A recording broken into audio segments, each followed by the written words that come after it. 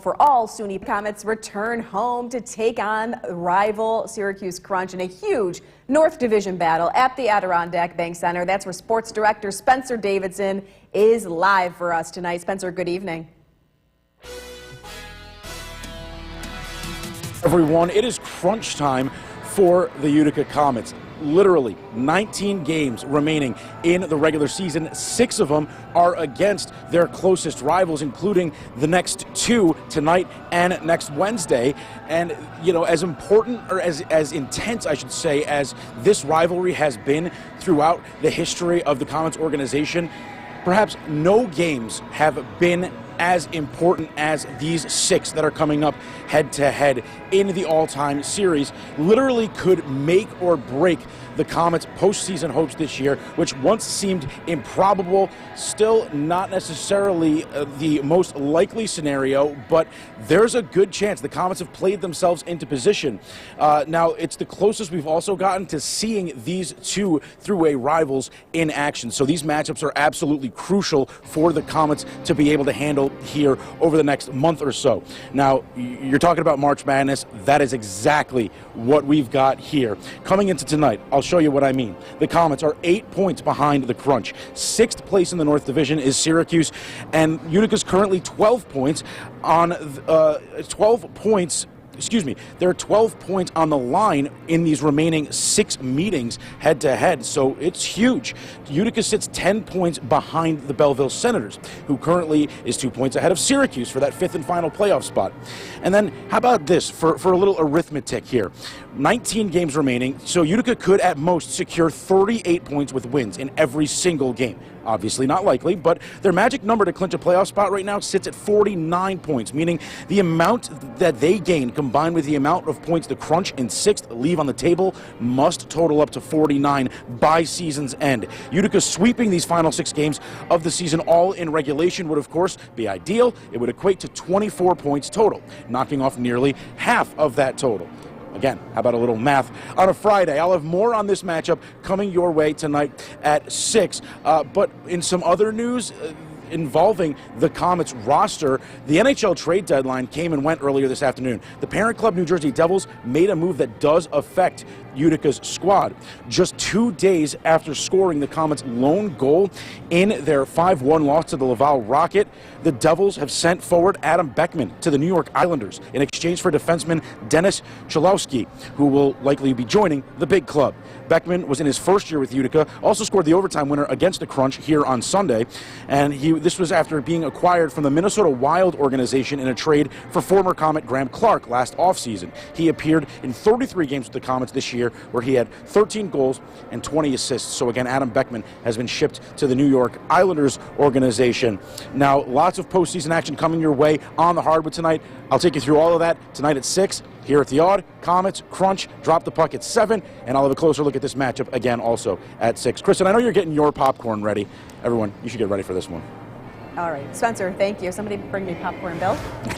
This is Sports Express, brought to you by the law offices of Ricardo J. Morrow, GPO Federal Credit Union, and Scalzo, Zogby, and Wittig Insurance. Welcome back aboard the Express. We're switching over to the ice now, and the Utica Comets are in the home stretch. Just 19 games remaining in the regular season, and it is crunch time. Yeah, literally. Yeah. The Comets taking on the Syracuse Crunch tonight at the Adirondack Bank Center. They'll see their throughway rivals 6 times, including tonight in the final month of the regular season. Second time in 5 days these teams face off here in Utica, and, well, it's a first of 2 straight head-to-head. They'll do it again in Syracuse next Wednesday. Yeah, this matchup going to be very crucial down the stretch. Now, the Comets roster looks very different right now than it did at the beginning of the day. NHL trade deadline was this afternoon. Parent club, New Jersey Devils, very busy. Many moves involving Comets players. Forward Adam Beckman was traded to the New York Islanders. Forward Chase Stillman is headed to the Pittsburgh Penguins. And defenseman Daniel Misuel is shipping off to Boston, sent to the Bruins. Meanwhile, added to the Comets roster as of tonight are forwards Jonathan Gruden, part of that Stillman deal with the Penguins, Mark McLaughlin coming the other way in that Misuel deal with the Bees, and Daniel Sprong acquired as part of a separate deal with the Seattle Kraken. So here we go. Hockey night in Utica. Comets playing a little shorthanded. None of the newcomers in the lineup tonight as they're still making their way to the area. Utica comes in 5-3 against the Crunch in their first 8 meetings and trail 6th place Syracuse by 8 points in the standings. Just over 2 minutes in, Comets on a power play.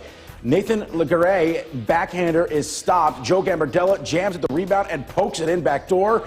And yeah, there it is. You can see it right there, just over the line. Joey G's 5th of the year. Utica on top, 1-0. Final minute of the frame. Comets man up yet again. This time Gambardella starting the play. With a takeaway, feeds Xavier Perron. That's blocked, but Legaret right there to clean up the loose puck for the finish. Utica led by 2 after 20. In the second, Crunch start out with a chance here. Connor Geeky streaking in on a breakaway, but Nico Dawes flashing the leather, robbing him with the glove save to keep Syracuse off the board. But Geeky would get some revenge a few minutes later. Man advantage Syracuse. Tic-tac-toe Geeky with the snipe from the dot. No chance for Dawes on that, and the Crunch are back within 1. Soon after, another chance for Legaret. Here it comes in all alone, rings it off the post. The whole arena thought it went in, including yours truly, but it just misses off the iron. Not to worry, though. Dawes would hold the Crunch at 1. 17 saves for him on the night. Legaret and Gambardella would each score another in the third. Comets outshoot Syracuse 30-18, win 4-1, and pull within 6 points of the Crunch for 6th, 8 points of the Belleville Senators for 5th. Way to go. In the college ranks tonight, Colgate women out in Ithaca taking on St. Lawrence in the ECAC semis. Just over 6 minutes in, Madeline Palumbo from the sharp angle snaps in short side and sneaks it through to put the defending champs on the board and up by 1 in the second. Less than a minute in, off the rush, Alexia Aubin centers for Emma Pice, who redirects it to the back of the net. Colgate extends the lead to 2 early in the middle of the frame. In the middle frame, they were not done there. Midway through the second, Alexis Petford finds Georgia Sembrano, who lets her rip from a missile. Top shelf, Raiders take a commanding 3-0 lead. Saints would pull back within 1, but Colgate sealed it with an empty netter to win 4-2. They'll take on top seed Cornell in the final tomorrow, going for their 5th straight ECAC title. Impressive stuff from the Raiders. Meanwhile, the Raiders men, by the way, they have a bye in the first round of the ECAC tournament this week. They'll play in the quarterfinals next weekend. Still to come this weekend, though, Division III men's ranks. Hamilton College taking on Millbury at Sage Rink tomorrow at 1 in the NESCAC semifinals. Utica hosts SUNY Geneseo at 7 o'clock in the UCHC final.